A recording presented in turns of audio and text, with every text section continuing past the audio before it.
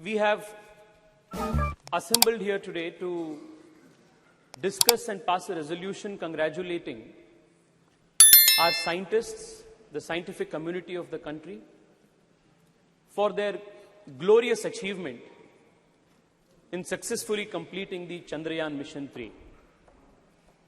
On behalf of 1 billion Indians, and most importantly on behalf of young Indians who look up to climbing new frontiers in science and technology, I thank all the scientists of ISRO for inspiring a generation of Indians by achieving something that was considered impossible. It's only rare that in the history of a nation, moments like this come, which inspires and unites a nation, and the landing of the Chandrayaan mission on the moon was one such rare moment where the whole nation stood in unison, saluting the scientific prowess and achievement of this great country. While I am indeed proud that our country became the very first nation in the world to land successfully on the south side of the moon, I am even more proud that I represent a city which is the science capital of India, and even this mission Chandrayaan 3, while it is made in India, it was also made in Bengaluru, the city that I represent. Most speakers who have spoken earlier than me have highlighted the achievements of ISRO in the last few decades and how the scientists of ISRO have not only shown the world how to make efficient space missions, but also do it in a cost-effective manner. I wouldn't want to repeat most of the points that have been already covered. I would only want to say that the last 9 years have truly been historic for the country, even in the space and technology realm. Under the leadership of the Honorable Prime Minister, not only have we increased the budget for ISRO, budget for space exploration by a whopping 142%, we have also strengthened scientific institutions, whether it is CSIR, whether it is funding for IISc, or leveraging technology to benefit the last mile delivery of services to the people. UPI की बात हो या ई-नैम की बात हो, startup से लेकर sericulture engineering तक, स्पोर्ट्स इंजीनियरिंग से लेकर क्वांटम कंप्यूटिंग तक, अटल इनोवेशन मिशन से लेकर नेशनल रिसर्च फाउंडेशन तक कई सारे चीज पिछले 9 साल में मोदी सरकार ने किए हैं, जो अपने देश के साइंटिफिक इंस्टीट्यूशंस के फाउंडेशन है, इसको बलवर्धन करने के लिए हिस्टोरिक एंड रेवोल्यूशनरी चीज पिछले 9 साल में हुए. Madam, I wanted to keep my speech as apolitical as possible. I wanted to keep my speech as academic as possible. But the speakers from the opposition benches have indulged in a continuous Nehru bhajan from morning, instead of doing a bhajan of ISRO and ISRO scientists. And that is leaving me with no option but to correct and place before this honorable house, this august house, some very important facts about what was the contribution of certain figures whose hagiography is trying to be written today by members of the opposition. An impression is made to be given that everything scientific in India, all scientific achievements in India, whether it is ISRO, whether it is DRDO, whether it is CISR, whether it is IISc, every scientific achievement in India is credited to Nehru. But the reality is far from that. Madam Speaker, I want to highlight to you the fact that most of the scientific institutions that are a nation's pride today were all started by people in pre-independence India when Nehru had no role to play. And all those pioneers who had the grand vision to establish these institutions, even at the time of the British India, are not even mentioned, even cursorily, when the nation is celebrating its scientific prowess. I only want to take the example of one or two people. Kanimoyiji, I am quoting the example of Arcot Mudaliar, coming from Tamil Nadu. Please hear it out. In 1942, when India was not independent, Arcot Ramaswamy Mudaliar, he envisioned an institution by the name Council of Scientific and Industrial Research in India and established it from 1940 to 1942 with the help of Shanti Swarup Bhatnagar. Nehru had nothing to do with it. Today, most number of patents in the country are filed because of CSIR, and it is one of the most important scientific research organizations in the country, and Nehru had nothing to do with it.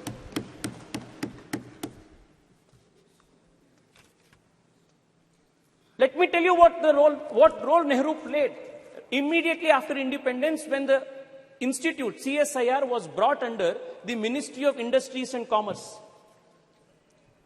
In one of the meetings, at the very beginning of the CSIR after independence, Pandit Nehru says, the members of the governing body will appreciate that it is difficult for me to devote much time to many aspects of the work of the council. For the present everyday work, Dr. Shyama Prasad Mukherjee will, however, look after the council. It was because of Dr. Shyama Prasad Mukherjee, the founding father of my party, the earlier avatar of the Bharatiya Janata Party, Jan Sangh, that the country's earliest scientific establishments were strengthened and gotten strengthened at the root level. Dr. Shyama Prasad Mukherjee, as the Minister of Industries and Commerce, set up the National Physical Laboratory, National Chemical Laboratory, National Metallurgical Laboratory, Fuel Research Institute, Ceramic Research Institute, Central Leather Institute, Central Electrochemical Institute. All of these institutions were started, strengthened, and supported by Dr. Shyama Prasad Mukherjee. But today, Arcot Ramaswamy's name is not mentioned, Dr. Shyama Prasad Mukherjee's name is not mentioned, Shanti Swarup Bhatnagar's name is not mentioned. Morning till now, I have been saying it's only Nehru Bhajan that is going on. The cosmos of the Congress party starts with Nehru and ends with Rahul Gandhi. It is unfortunate, but it is necessary for us to inform the nation through this August House what Nehru truly did, even when it came to atomic research. I want to draw the attention of the members from the opposition when acquisition of missiles and research in atomic bombs, nuclear bombs, for protecting the country's national security, energy security was made to Nehru. This is what Pandit Nehru says, and I quote, the distribution of this toy, the toy that he is mentioning is the atom bomb, a nuclear bomb. The distribution of this toy, the atom bomb, ballistic missiles and the like to countries will not only be dangerous, very dangerous, but it will completely poison the already disturbed atmosphere of the world today. He goes on to then say,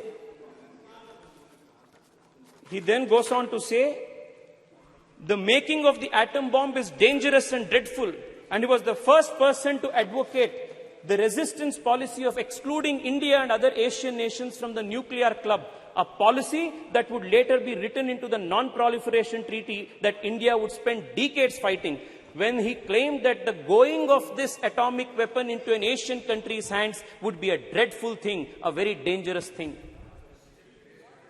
It took an Atal Bihari Vajpayee to make the nation a nuclear-capable nation in 1999, 1998.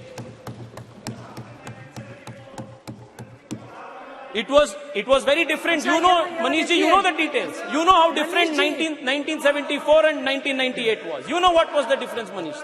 You know what was the difference? You know what was the difference between the two? You know what was the difference between...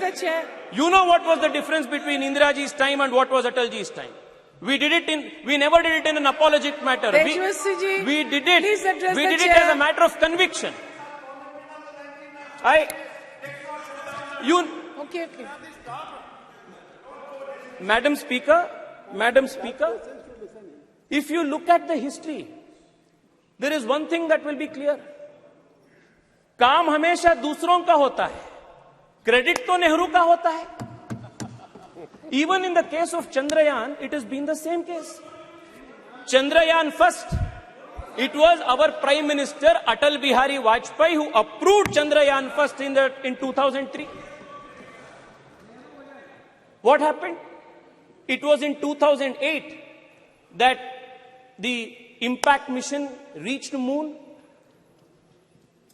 And then the Congress government, UPA government, what did they do? The point on which the impact rover met, they named it as Jawahar Point. When Nehru had nothing to do with Chandrayaan 1, the impact point, however, was Jawahar Point. Former ISRO chief, let us talk about Chandrayaan 2. Former ISRO chief, Madhavan Nair, has gone on record to say that for political reasons, UPA2 delayed political clearances, denied approvals for Chandrayaan 2. It was Chandrayaan 3 again, our government, Modi government, that approved Chandrayaan 3, and despite the loss, despite the challenges that we faced during Chandrayaan 2, the Prime Minister was there in Bengaluru, patting the back of our scientists, strengthened them, motivated them, and prepped them to make sure that Chandrayaan 3 was a success. The difference, Madam Speaker, is when Chandrayaan 3 met with success, the Honorable Prime Minister of the country named the point as Tiranga Point and Shiv Shakti Point and not did bhajan of any particular individual. Please conclude. Madam, allow me 2-3 minutes more, please. Please. There are 2-3 important issues that needs to be brought to the notice of this August House. Madam Speaker, the difference between naming Tiranga Point, Shiv Shakti Point and the naming of Jawahar Point, the worldview, the difference in the worldview is what differentiates the Congress, the India Alliance and the Bharatiya Janata Party and the NDA Alliance. This is the difference. Madam, I want to take another example. Madam, I was listening to one of the speakers from the opposition credit Rajiv Gandhi for telecommunication and computer revolution in India. With all humility, I want to submit that the doyen of the country's computer industry and BPO industry and IT industry, N.R. Narayan Murthy, a few years ago, went on record and said that when they started Infosys, he had to travel 50 times to Delhi and it took 3 years for him to purchase one particular computer, import one computer. This was the state of affairs of this country for entrepreneurs, for scientists who wanted to start something new. And again, the credit काम किसी ने दूसरे ने किया, credit तो राजीव गांधी को जा रहा है. Madam, I also want to point this out. The exploration of space, the quest to understand what lies in the space is not something new for this civilization. Starting from the Rig Veda to this day, the journey has been continuous. Aryabhata, Varahamihira, Bhaskara, all of them postulated theories on units of time, of understanding how the heliocentrism of the solar system works. All of these indicate the natural quest of the Indian mind to understand the secrets that lie beyond the space. Never in our history, never in our civilizational history was any scientific man or woman persecuted, hunted down for their beliefs, for their theories and postulates. Whereas in other civilizations, you will find examples of the Hypatia of Alexandria who was stoned to death. Galileo Galilei, Nicholas Copernicus, Johannes Kepler, many such scientific minds were persecuted for various reasons. But this is the only civilization in the whole world where scientists and people of science have never been persecuted all through the civilizational history. Thank you. The only exception to this, please, madam, please give me 2 more minutes, madam. The only exception to this is the persecution of a scientist from ISRO by the Kerala Congress government, Nambi Narayan, and this is the only exception where a scientist was persecuted for political reasons by the Kerala Congress government. I also want to remind you that it was in 2013. It was in 2013 that Honorable Prime Minister Narendra Modi, as the candidate for Prime Minister, as the BJP's candidate for Prime Minister, when he visited Thiruvananthapuram, visits Nambi Narayan, promises that the country will stand by him again. And it was in 2018, after Narendra Modi government came into power, that Nambi Narayan was given the honor of Padma Shri Padma Bhushan, and that was how Narendra Modi government has respected, strengthened the scientific people and scientific institutions of India. Madam, I only want to conclude by saying this. Madam, many institutions are extremely important for strengthening our scientific prowess. One of them is HAL. I come from Bengaluru, and I want to tell you that just 7-8 years ago, the state of HAL was in dire distress. Today, not only is the company, the organization manufacturing LCA Tejas, but in recent meeting of the Honorable Prime Minister in Delhi, in US, along with GE, they have gotten into a memorandum of understanding to manufacture GE 414, F1414 engines with 80% technology transfer that is going to make India a superpower in this. Madam, Madam Speaker, I will conclude with just this. I will conclude in 1 minute, madam. In 1 minute. Madam,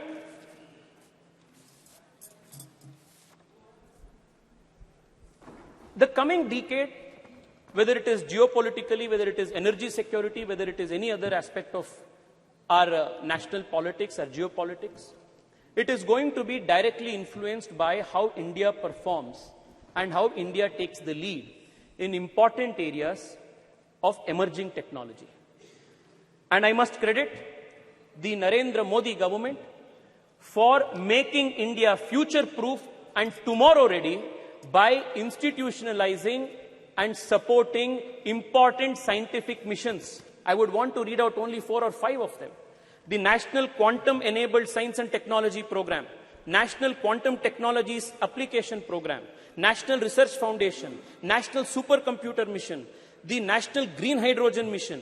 All of these are important programs that the Government of India has undertaken to make India a pioneer in emerging technologies. One of the points that was made by Karti Chidambaram ji, one of the points that he made, a very relevant point that he made, was how to popularize science among young people and students. I want to tell him that the Modi government in the last few years has been working with a mission focus to popularize science among children.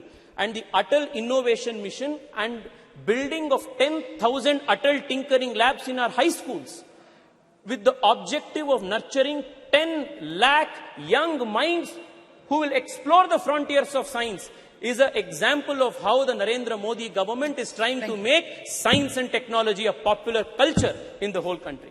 Madam, I only want to conclude by saying this. Please conclude, please. I will conclude. The other people. Madam, all of these aspects that has taken place in the last 9 years.